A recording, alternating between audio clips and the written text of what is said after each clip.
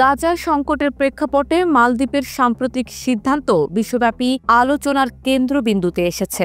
2025 সালের এপ্রিলে প্রেসিডেন্ট মোহাম্মদ মুইজ্জু পার্লামেন্টের অনুমোদনের পর ইসরায়েলের সঙ্গে সম্পর্ক ছিন্ন করার পাশাপাশি তাদের পণ্য ও পর্যটকদের প্রবেশ নিষিদ্ধ করার সিদ্ধান্ত চূড়ান্ত করেন।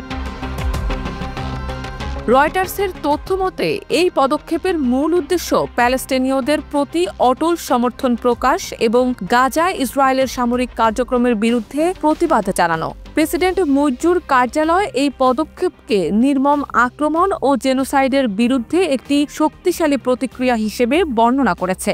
তবে ইসরায়েল এই অভিযোগ দৃঢ়ভাবে অস্বীকার করেছে। এই সিদ্ধান্ত মালদ্বীপকে আন্তর্জাতিক মঞ্চে একটি সাহসী অবস্থানের প্রতীক হিসেবে তুলে ধরেছে।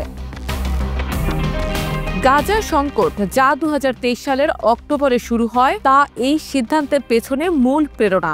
প্রতিরোধ গোষ্ঠীর তথ্য অনুযায়ী এই সংঘাতে প্রায় 50,000 মানুষ প্রাণ হারিয়েছে, যদিও এই সংখ্যা স্বাধীনভাবে যাচাই করা সম্ভব হয়নি। অপরদিকে ইসরায়েল দাবি করেছে তারা প্রায় 20,000 যোদ্ধা এবং 1,600 বিদ্রোহী সদস্য নিহত করেছে। এই সংকটের মধ্যেই মালদ্বীপের পার্লামেন্ট পিপলস মজলিস 2023 সালের 11 অক্টোবর একটি প্রস্তাব গ্রহণ করে। এই প্রস্তাবে ইসরায়েলি পণ্য ও পর্যটকদের উপর নিষেধাজ্ঞা আরোপের পাশাপাশি প্যালেস্টিনকে স্বাধীন রাষ্ট্র হিসেবে স্বীকৃতি দেওয়ার দাবি উত্থাপিত হয়। 41 জন সাংসদ এই প্রস্তাবের পক্ষে ভোট দেন, যা মালদ্বীপের দৃঢ় অবস্থানকে স্পষ্ট করে। এই নিষেধাজ্ঞায় অর্থনৈতিক প্রভাব তুলনামূলকভাবে সীমিত হতে পারে।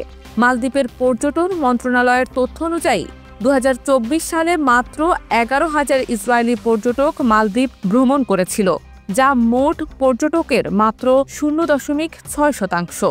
2025 সালের ফেব্রুয়ারিতে এই সংখ্যা আরও কমে মাত্র 59 জনে দাঁড়ায়, যা মোট 2,14,000 বিদেশি পর্যটকের তুলনায় নগণ্য। তবে এই সিদ্ধান্তের রাজনৈতিক ও প্রতীকী গুরুত্ব অনেক বেশি। বিশেষজ্ঞ রাহিম আলী বলেন, এটি একটি সাহসী পদক্ষেপ যা মুসলিম বিশ্বে নতুন আলোচনার জন্ম দিতে পারে। এই সিদ্ধান্ত মালদ্বীপকে আন্তর্জাতিক মঞ্চে একটি নৈতিক অবস্থানের প্রতীক হিসেবে তুলে ধরেছে।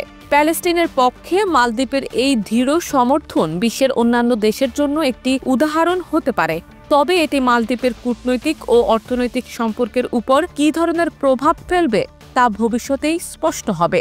এই পদক্ষেপের মাধ্যমে মালদ্বীপ শুধু নিজের অবস্থানই জানান দেয়নি, বরং বিশ্বের দৃষ্টি আকর্ষণ করে একটি নতুন আলোচনার সূচনা করেছে।